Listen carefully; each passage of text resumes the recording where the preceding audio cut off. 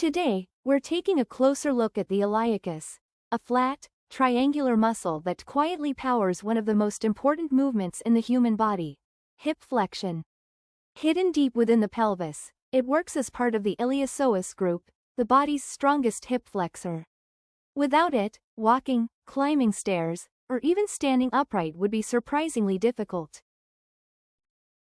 The iliacus sits within the iliac fossa, the concave, inner surface of the ilium, which is the large, wing-like bone of the pelvis.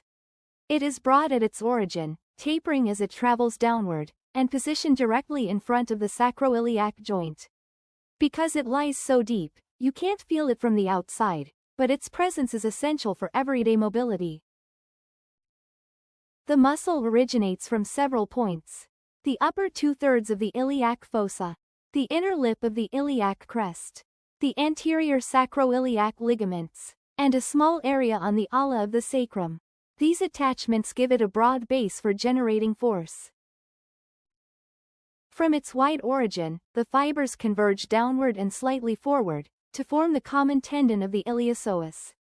Together, they pass beneath the inguinal ligament, in a tunnel-like passage, to insert into the lesser trochanter of the femur and the bone just below it. This shared insertion point is why the iliacus and psoas major are collectively called the iliopsoas. The iliacus is a powerhouse for hip flexion, bringing the thigh toward the torso, as when you lift your knee to climb stairs, kick a ball, or start running. It also assists with external rotation of the hip, helping turn the thigh outward. When the lower limb is fixed, for example, when standing, it can help tilt the pelvis forward and increase lumbar lordosis, which is important for upright posture. In short, it's not just a movement muscle, it's also a posture muscle. Its blood supply primarily comes from the iliolumbar artery and the medial femoral circumflex artery. These vessels ensure a constant supply of oxygen and nutrients to support repeated, strong contractions throughout the day.